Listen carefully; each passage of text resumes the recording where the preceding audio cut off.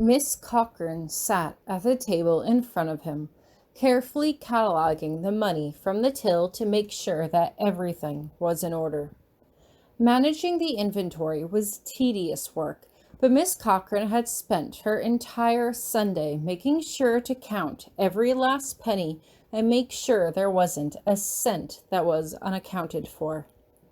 As treasurer, this was supposed to be Tori's duty to perform, but Miss Cochrane had insisted that she take over the responsibility as restitution for forcing Tori to cover her shift the previous day.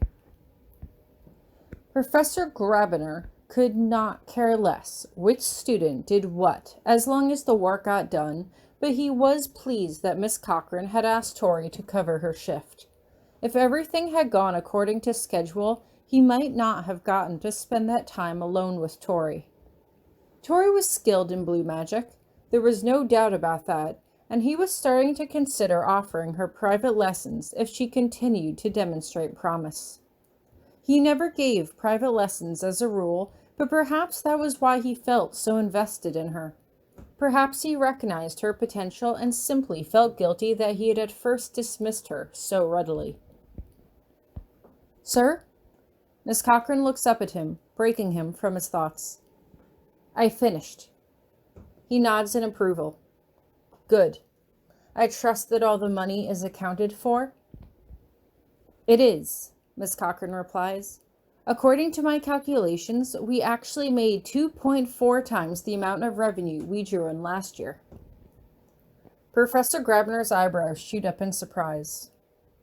"More than double?" Apparently, his instincts hadn't been far off when they told him to ask Tori for her opinion on which type of candle to sell. "How is that possible?" "I think it's all thanks to Tori, sir," Minnie says as she reviews the notebook in front of her.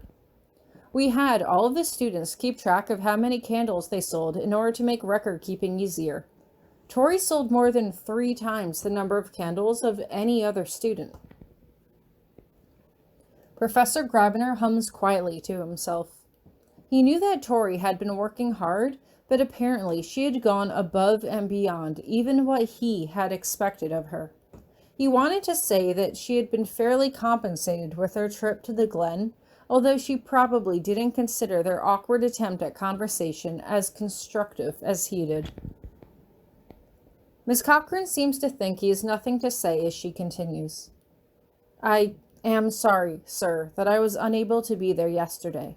I did not mean to drop out at the last minute, but as you said, Miss Brown more than made up for your absence," he replies with a slight smile.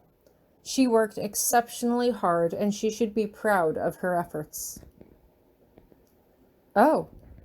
Miss Cochrane's eyebrows shoot up in surprise, and he quickly hardens his gaze. He could not, under any circumstances, let anyone else even consider the possibility that he would give Tori special treatment. If Potsdam caught wind of it, he would never be free from her meddling. "If the work is complete, you may go," he says, and Miss Cochrane nods quickly as she gets up from the table and leaves the room. He checks over her work to ensure her accuracy, but Miss Cochrane was very thorough, and, what was more, she was right. The fundraiser had been an overwhelming success, and it had all been due to Tori's efforts. Early on Monday, all the freshmen are called together for another assembly. "Good morning, Buttercups," Professor Potsdam says cheerily. "The Thanksgiving break begins this week after classes on Tuesday. There will be no further scheduled activities until Monday, the 2nd of December. If you are staying through the break, the library will be open and meals will be served at the regular times, as well as the feast on Thursday and some organized activities. If you are leaving and you need to leave before tomorrow evening and you haven't already made arrangements, please talk to me after the assembly. Now, there is one more thing. For those of you who are Wild Seed, if you are leaving, this will be your first time away from the comfort and protection of Iris Academy. Your witches and wizards and the people around you, out there, are not. The choice that you made 3 years ago still stands. You must not reveal our secrets to the outside world. You must not discuss or display magic in front of anyone who is not one of us. Not your old friends, not your families, no one. If you betray our trust, you will not be allowed to return, and we would miss you. Now, I'm sure you have a busy week ahead of you, so I'll let you get on with your schedules. As I'm about to head off, someone catches my arm. Hi, Tori, Minnie says brightly. She seems in considerably better spirits than the last time I saw her. Thanks again for covering for me on Saturday. Professor Grabiner said you did a good job. I blink. He did? Sure did, Minnie replies. You worked hard and raised a lot of money for our class tribute. I wasn't sure he'd tell you that himself, so I thought I should carry the message. Anyway, I've got to go sort out my schedule, so bye. So, Professor Grabiner almost complimented me. In an indirect way. Huh. Since we only have 2 days of classes, I take green magic both days. However, I don't learn any new spells. After class on Tuesday, I head down to the assembly along with everyone else. If I might have your attention, please, Professor Potsdam asks, and the crowd immediately settles down. Take hold of each other's hands and close your eyes.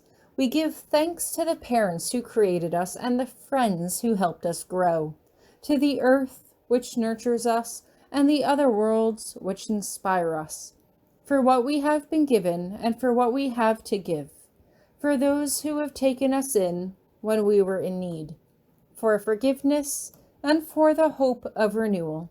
May our tributes bring joy, and may no call go unanswered in this Thanksgiving season. So may it be. Hands pull away from mine as other students echo her words. Have a very happy holiday, Potsdam says before she dismisses the assembly. Well, now I can hang up my cape, find my parents, and be on my way. School will be right here waiting for me when I get back.